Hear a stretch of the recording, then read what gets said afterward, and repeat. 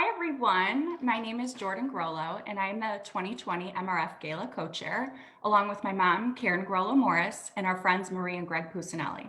This is my 5th year on the MRF Gala Committee, and I'm honored to be a part of it.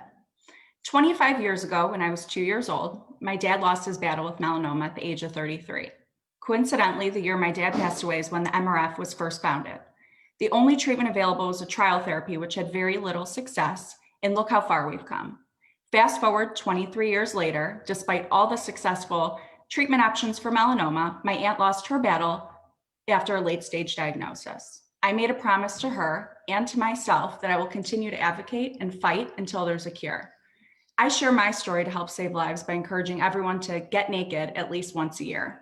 If you don't get naked from your head to your toes and have the doctor check every crack and crevice, it's not a thorough exam. This year, we'll be honoring Nicole Bruno with the Courage Award. I had the privilege of talking to Nikki earlier this week, and within the first 5 minutes, we were both in tears, sharing our rather similar stories. I'm honored and grateful to share her story with all of you because stories like hers are the reason we're still fighting for a cure. I'm excited to introduce our Courage Award recipient, Nicole Bruno. Okay, so let's do a rapid fire get to know you, Nikki. Hi, Nikki. Hi, Jordyn. Thank you for having me. We're so excited. When were you first diagnosed with melanoma? I was first diagnosed in 2006, so I was 26 years old. And what is your favorite restaurant in the Chicago area? I would say anything Italian. My favorite would most likely be Rosebud. Rosebud on Rush is the one that my family and I would always go to. So anything Italian, but specifically Rosebud for sure. I love Italian too. What do you tell people who do not understand how you can have melanoma at such a young age? I tell them I'm proof because I did have it, and that also, I also didn't think that you could have it at such a young age. So it was to my surprise that I would be diagnosed at 26. What would your fight song be? That's a really hard question because for me, music is so important and is such a big part of my life. So depending on what my mood would be, one of my motivational songs would be probably Tom Petty, Won't Back Down. But then sometimes I need something a little bit more, I guess, aggressive. So I would go more Eminem, Till I Collapse. So it really kind of depends on what mood I'm in. Love that. Have you always had an annual skin check? And if not, why did you start having them? I didn't actually. When 2006 came, that was my first skin check that I'd ever had in my life. And the reason that I did have it is because that was the same year that my father was diagnosed with stage 4 melanoma. So up until then, I didn't know much, if anything, about melanoma, but hearing my father's diagnosis, I figured that I should probably go in and get checked. Great. What is your favorite COVID Netflix show? That's a tough one. It is. Probably Schitt's Creek. It's a comedy. I don't know if you've ever seen it. It's hilarious. Yeah. I like that one too. Okay, so thank you, Nikki. And now can you please tell us a little bit about your melanoma journey? I know you've been through it, and I think sharing your story will help others. Sure. So again, like I said, it was 2006. My father had just told me he was diagnosed with stage 4 melanoma.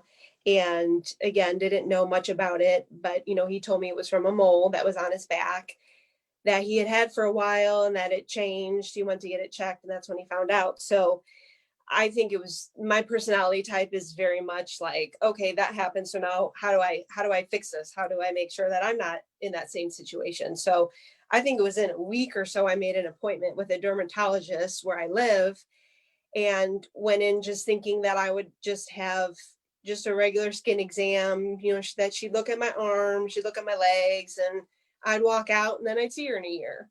To my surprise, like you mentioned in the beginning, she checked everywhere on my body. I was in there for quite a long time because I have a lot of moles and I have a lot of irregular moles. And I left there with 8 biopsies. Wow. So again, not really even thinking I'd have one. did not expect to leave with 8 new holes in my body.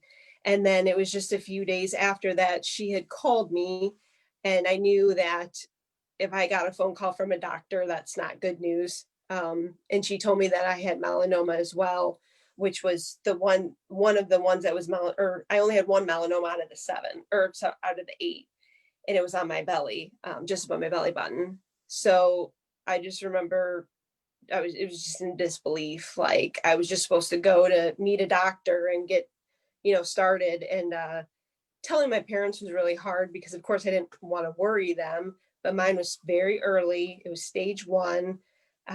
It just required a wide excision. They did take 2 lymph nodes, nothing spread. And then from that point on, I just continued to get skin checks every 6 months. So between 2006 till for about 10 years, I would go 6 months, or then eventually every 3 months.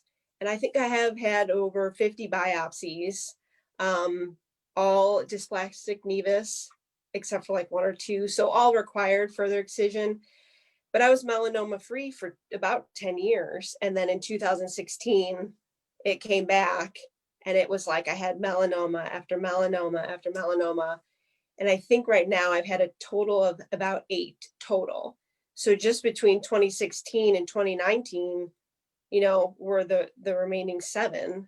So I think that's really important to share, because I think it's easy to get complacent with things. And had I'd gone 10 years with no melanoma. So a lot of people would think I'm good. I don't need to go. I don't need to keep going. And then boom, here came so many more. But I'm really excited. I just saw my doctor yesterday, and I had no biopsies. So that was really exciting to leave. And I haven't had a melanoma since February of 2019. That's amazing. And I think it's so great you share your story and, encourage people to go to the doctor. Like, if you didn't go that second time, they wouldn't have found all those melanomas. And like you said, it was stage 1, so it wasn't too late. What advice would you give for patients with a similar diagnosis or who's about to go through what you went through? I know you already mentioned most of it, that it's important to just go get checked, but is there any other advice you would give to people? Yeah, I would say, it's whatever they're feeling is okay. There's days where, I'm not so positive and happy about it. And again, my journey with melanoma has been a relatively easy one.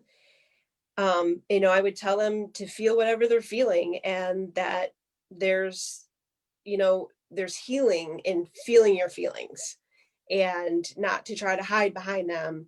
And that I guarantee whatever they're feeling, somebody else somewhere has felt that too before. So everything they're going through is normal. But that it's just so important just to keep moving forward. You can have your days when you want to cry, scream, or do whatever, but you just have to keep moving forward and never give up.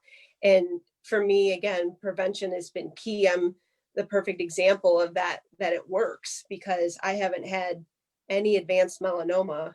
And had I not continued to go, it would have been a different story. Right. That's so important. So we know you're a new mom. Congratulations. So exciting. Thank you. 9 months, right? Yeah.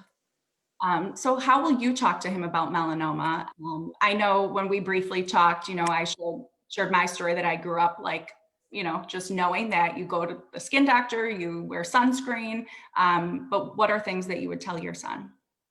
Well, it's funny that you asked that, because I think when I found out I was pregnant, one of the first thoughts I had is, oh my gosh, like we have so many people in our family that's have melanoma, and I just immediately worried if I would give it to him, or if he would have it. So one of the first things I registered for was sunscreen.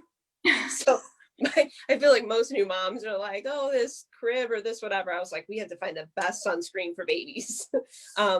But I would just teach them the importance of prevention, and let them know that how much melanoma has impacted our family. My dad had beat the melanoma in 2006, but got re-diagnosed in 2018 with stage 4 again, and passed this January. So, I would tell my son that melanoma has been such a part of our family's lives, but even though it's in the family and genetic, there's things we can do to prevent it by wearing sunscreen, sun safety. So I think I would just talk about that, and, talk about all the things that I've felt going to doctors and getting skin checks and getting cut on, and then obviously share my dad's story, because, his journey wasn't easy. It wasn't like mine.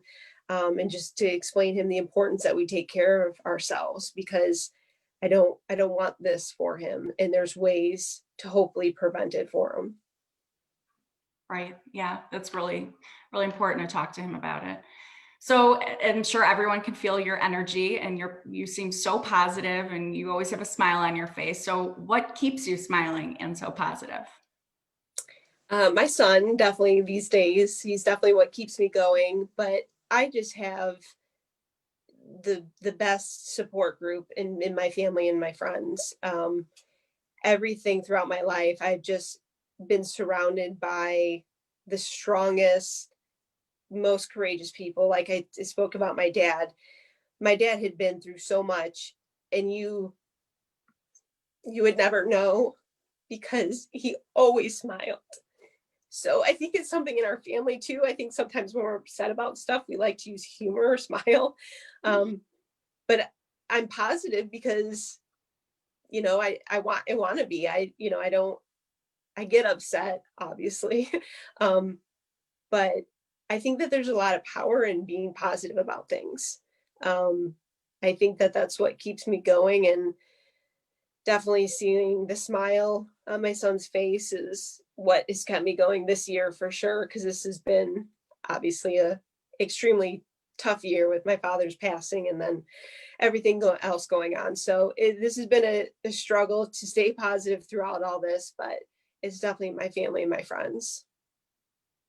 Thank you, Nikki, for sharing. And I say this so much, even after talking to you for the short time that we did, but I could like feel your positivity and your smile, even through the camera, on the phone. And I think it's just such an inspiration for people hearing your story. Thank Um, you. so we're so excited to present you the Courage Award at our upcoming gala. What does this Courage Award mean to you? Um, I'm so grateful. At the same time, sometimes I feel like my courage, that I would want to share this with everybody who's been through something, because, like I said before, my journey, because it's been caught so early, has been relatively easy. I wish this award didn't have to exist, and that melanoma didn't exist. But I think that this award is so important to show people who might be struggling or going through it or newly diagnosed, that people see you, and like they recognize that sometimes things aren't easy, and they see the strength that people have. And I know for me personally, watching my dad go through what he went through with treatment, that's where my strength and courage comes from. And I just think that when we recognize and tell each other, how much we're proud of them or how brave we think they are, I think that that's really helpful. And I think it's almost, like it just spreads so much, so quickly. So I'm very honored and grateful that, my Dr. Grami, who is the best, that he nominated me for this, and feels that way about me. Thank you, Nikki. And I could say it a million times, you're strong, you're brave, you're an inspiration. And thank you so much for taking the time to join us this afternoon, for being such a special part of our upcoming gala. And for those of you who are watching and interested in joining, our gala will be on Thursday, November 5th at 7 p.m. And we'll be honoring, amazing people just like Nikki. And we hope you're able to join us and help find a cure by registering today at www.melanoma.org/Chicago Gala. So Nikki, thank you again. And Thank you. so happy to honor you. Thank you, Jordyn. Thank you.